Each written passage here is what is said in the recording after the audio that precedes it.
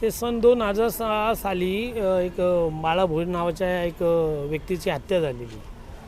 तर त्याच्यानंतर 10 मे 2007 रोजी त्याच्यातला जो बाळा भोईरच्या मर्डरमधला जो आरोपी होता त्याच्या ग्रामपंचायत ऑफिसमध्ये मीटिंग चालू असताना त्याचा मर्डर झाला. त्यावेळेला ग्रामपंचायत कार्यालयामध्ये ते ग्रामसेवक आणि ते कर्मचारी आणि गावातले इथले सभासद लोक होते.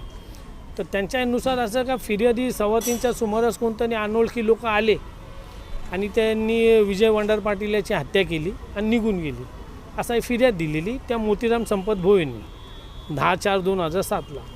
त्याच्यानंतर त्याच्यामध्ये टोटल ह्या केसमध्ये 23 जणांचा एव्हिडन्स रेकॉर्ड केला आहे. त्याच्यामध्ये त्या ग्रामपंचायत कार्यालयात असलेले सभासद लोक, त्याच्यातले कर्मचारी, त्याच्यानंतर ते मैताचे 3 जण भाऊ, त्याच्यानंतर ते पंच लोक, असे एकूण 23 जणांना याच्यात एक्झामिन केलं. पण याच्यातले जे तपास अधिकारी होते ते मयत झाल्यामुळे त्यांच्या ॲब्सेंटमुळे त्यांच्याकडून जे रायटर लोक होते त्यांना एक्झामिन केले. आता याच्यामध्ये असं झालं का 3 जणांना कन्व्हिक्शन दिले, विजय बाकाडे, सुनील भोईर आणि साजिद शेख, आणि याच्यातले 10 जण महेश पाटील आणि इतर लोकांना सोडून दिले.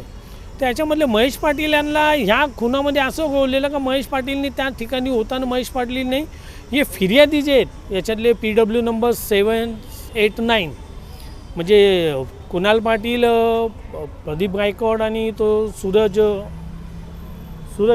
सुधीर पाटील, ह्या लोकांना महेश पाटील लोकांनी थ्रेट केलं असा महेश पाटील यांना रोल लिहिलेला. आणि त्यावेळेला महेश पाटील ते कोर्टामध्ये त्या स्पॉटवर हजर होता. पण आमच्याकडे असा पुरावा होता का त्यावेळेला मर्डरच्या दिवशी 10/4/2007ला त्या दिवशी महेश पाटील हा गोलेली गावात नसून तो कल्याण कोर्टामध्ये एक वॉरंट कॅन्सल करायला आलेला. आणि वॉरंट कॅन्सलेशनचा अशी पद्धत असते का सकाळी एक वॉरंट कॅन्सलेशनचा अर्ज द्यायला लागतो, ते मॅटर बोर्डावर घ्यायला लागतं आणि मेहरबान कोर्टात जोपर्यंत वॉरंट कॅन्सल होत नाही तोपर्यंत ते कोर्टामध्ये त्या आरोपीला हजर राहायला लागतं. मग त्या दिवशी महेश पाटील कोर्टामध्ये हजर होता असा जो पुरावा जे आम्ही कोर्टामध्ये दाखल केला त्याच्यामुळे ती ॲलिबी प्रूव्ह झाली. आता मेहरबान कोर्टाने त्याच्यामध्ये ऑब्झर्वेशनमध्ये काय घेतले, का सोडले हे गुरुवारी कळलं. पण आज मी त्याला ह्या 3 आरोपींना कशासाठी शिक्षा दिली, कोणत्या कलमासाठी दिली हे आज मी तिला आपल्याला सांगता नाही. पण याच्यातल्या 13 जणांच्या आरोपीला अरेस्ट केलेली, त्याच्यातले 10 जणांना मुक्तता केली, 3 आरोपीला दोषी ठरवले आणि कोणत्या कलमाखाली दोषी ठरवले हे 7 तारखेला माहीत पडले.